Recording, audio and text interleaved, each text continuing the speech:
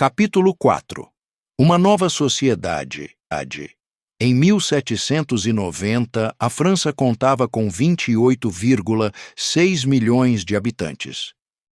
Depois do Império Russo, ela era o país mais populoso da Europa. Apenas 16% das pessoas viviam nas cidades. Paris tinha cerca de 600 mil habitantes, perdendo apenas para Londres em número de pessoas. Uma economia em revolução. Na economia, o século XVIII foi marcado pelo lento aumento dos preços, da renda e do lucro burguês. A economia francesa deu um grande salto, em especial na segunda metade do século.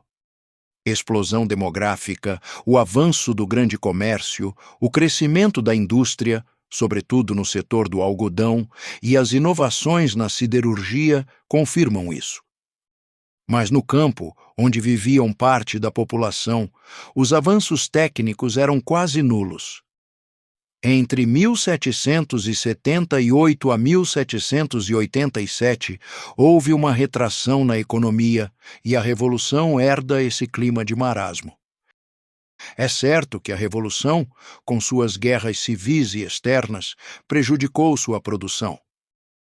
A Revolução buscou uma solução na nacionalização dos bens do clero e na aventura do assignat, o papel moeda criado que gerou uma inflação galopante.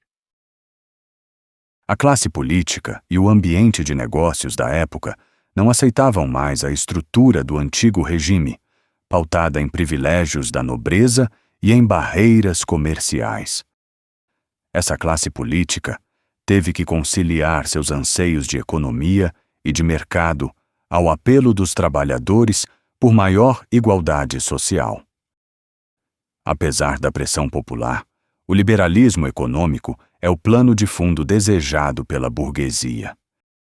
Enquanto que o povo estava preocupado com a subsistência, a classe política resiste em abrir mão da livre circulação dos grãos. O máximo nos preços das coisas, alimentos e salários, insere-se no que foi anunciado na Constituição de 1793. O dever de ajudar os mais necessitados e assegurar a subsistência. Essa é a expressão de um ideal democrático social, cujas as leis de 1794 tentarão colocar em prática.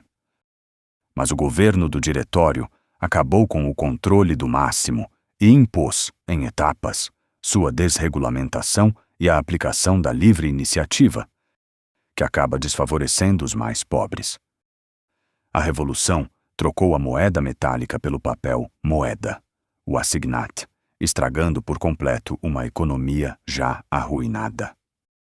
Durante a Revolução, a libra tornesa era uma moeda forte. O problema principal eram as finanças, e ele estava ligado ao próprio sistema fiscal, que gerava um déficit crônico. A emissão contínua dos assignat gerou uma inflação. No verão de 1795, são 11 bilhões de moedas, e em fevereiro de 1796, são 34 bilhões. Era o fim da experiência. No começo de 1797, volta a circular a moeda metálica e os preços caem. É o fim da inflação. Por lei, o Estado deixou de pagar 2/3 de suas dívidas. Apesar do fiasco econômico do papel moeda, a venda dos bens nacionais realizada causou uma mudança social profunda na França a longo prazo. Na economia, houve áreas que tiveram prejuízos com a Revolução, mas há outras que prosperaram. A Revolução permitiu à França a entrada na modernidade do século XIX e consolidou as conquistas da burguesia liberal. A Revolução Camponesa. A Revolução Camponesa se antecipou à das cidades. Desde abril de 1789, durante a preparação dos Estados Gerais, as províncias já se revoltavam.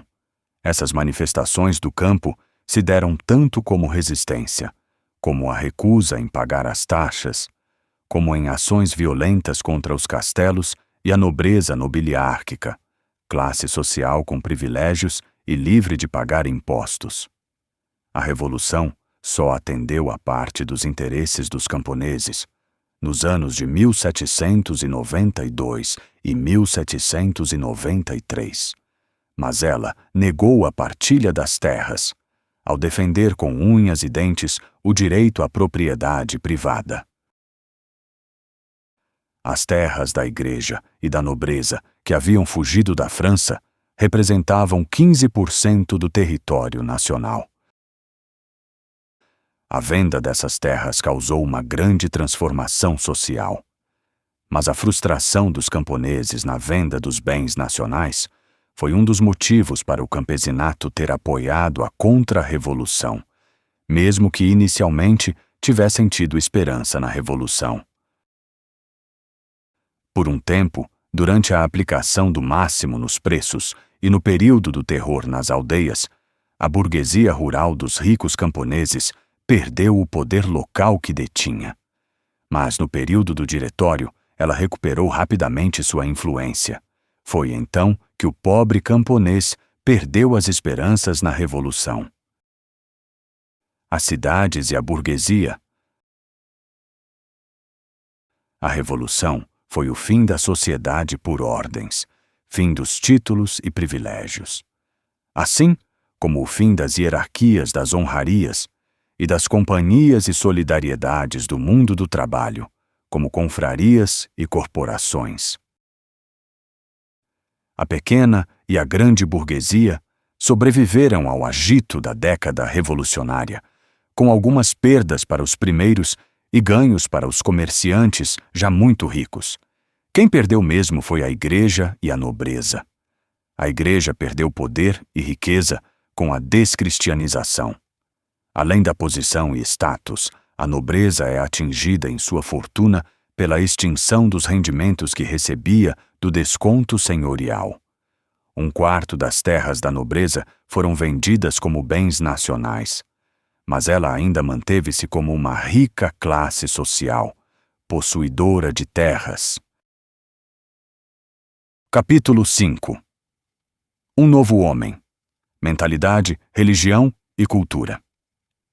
A mentalidade do homem revolucionário francês foi guiada por duas forças, o medo e a esperança. No verão de 1789, o grande medo que atingia o camponês determinou o rumo da revolução. Os boatos de que bandidos queimavam as colheitas e de estranhos ameaçadores nas fronteiras criam uma histeria nos campos. Esse medo deu origem à abolição da feudalidade na noite de 4 de agosto. A crise de fome e escassez jogou bandos de nômades nas estradas. Esse fenômeno é a origem do grande medo. Ele foi alimentado por vários boatos, como o complô aristocrático contra a Revolução, ou o complô estrangeiro durante a guerra. O grande medo gerou tumultos e massacres. Comerciantes, artesãos e burgueses buscavam nesses massacres um tipo de justiça coletiva. A violência é um dos componentes da revolução, mas ela está enraizada na violência do Estado, no antigo regime.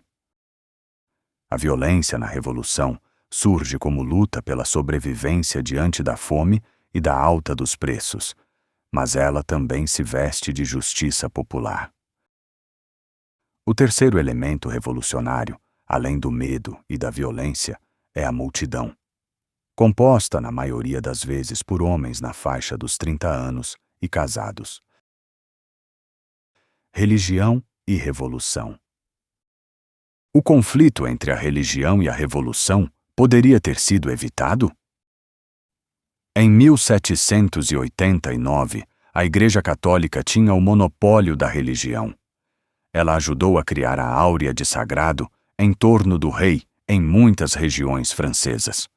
Ainda fazia ações de caridade e era fundamental na educação do ensino médio ao básico. Mas o iluminismo era o seu grande crítico. Os iluministas defendiam uma religião natural, sendo parecida com um relojoeiro que dá cordas no universo. Para esses intelectuais, a Igreja era uma parasitária, vivendo de riqueza e privilégios. Enquanto que em algumas regiões há um forte apelo religioso, na bacia parisiense paira a indiferença. Apesar da adesão inicial de boa parte do baixo clero, existia um profundo mal-entendido entre a Revolução e seus princípios e a Igreja. O que desencadeou a crise, que já estava latente, foi a venda dos bens da Igreja e a transformação do clero em funcionários públicos, a chamada Reforma do Clero. O Papa Pio VI foi contra a Constituição Civil do Clero, pois ele não via com bons olhos a Revolução e sua filosofia iluminista, que era frontalmente contra a ordem divina. Isso causou uma divisão no clero francês, com metade deles prestando o juramento à nova Constituição do Clero. De 1791 a 1793, o cisma criou uma situação que só se agravou sob a pressão dos acontecimentos políticos e do estado de guerra. A população se dividiu entre aqueles que apoiavam os padres constitucionais e aqueles favoráveis aos ritos tradicionais. Em Paris, onde a Revolução fervia, os padres refratários eram hostilizados. A partir de 1793, o cerco contra os padres não juramentados começou a se fechar.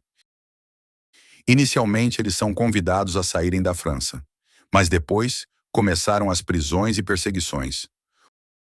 No total, 25 mil padres franceses se espalharam pela Europa. No verão de 1792, no período do Grande Medo, provocado pela invasão das fronteiras, o massacre nas prisões parisienses causaram a morte de centenas de padres. A descristianização do ano 2. É no centro da França que se inicia esse movimento. Não é um movimento de massas, mas surge de uma fração politizada da sociedade francesa. A campanha de descristianização começou por atacar a Igreja enquanto instituição, com fechamento e saque das igrejas. Muitos foram obrigados a deixar o sacerdócio e forçados a se casar. As igrejas abandonadas se tornaram templos da razão, celebrada com hinos e discursos. Procissões levam pela cidade as deusas Razão, encarnações vivas da nova divindade. Esse papel foi representado por atrizes e mulheres da vida, mas sobretudo por esposas e filhas de notáveis jacobinos. Muitos mártires da Revolução foram cultuados como santos. A descristianização proliferou nos campos, como uma forma de revanche de uma antiga cultura popular, reprimida pela disciplina religiosa. A oposição à descristianização, ocorrida em muitas regiões, foi essencial para fomentar as reações antirrevolucionárias e até contra-revolucionárias. No diretório se estabelece uma separação entre Igreja e Estado, e é dada a liberdade de culto. Apesar disso, havia uma desconfiança para com os padres refratários, que eram vistos como agentes da contra-revolução. Conforme o contexto político, houve uma flutuação entre tolerância e repressão a esses padres. Iniciado no ano 3, os padres exilados começaram a retornar à França. A Igreja começou a recompor, ora de forma clandestina, ora de forma tolerada. Nas províncias, os paroquianos recuperaram seus antigos padres e suas missas dominicais. Quem acabou saindo perdendo com isso era a Igreja Constitucional, apoiadora da Revolução. Mas a própria Revolução tinha abandonado os padres juramentados ao permitir que as pessoas voltassem a assistir às missas dos padres refratários. O diretório repudiou o culto ao Ser Supremo, mas mantinha viva a esperança numa religião cívica, sem superstições. Ele fracassou nesse objetivo. O consulado restabeleceu a religião católica, mas ela nunca mais seria como antes. A revolução provocou rupturas até mesmo na igreja. Será que a revolução fez uma revolução cultural? Uma geração de escritores e artistas ligados ao velho mundo se calaram nesse tempo. Certas formas de expressão, como ópera, teatro clássico e salões, foram interrompidas e questionadas. A revolução foi associada muitas vezes ao vandalismo, principalmente sobre tudo que se referia ao universo religioso e à monarquia. Repudiando o passado, os homens da revolução têm consciência de trabalhar para o futuro. Se destruíram, tiveram também o cuidado de se apropriar, em nome da coletividade, de um patrimônio artístico até então reservado aos grandes. Os museus foram um exemplo disso.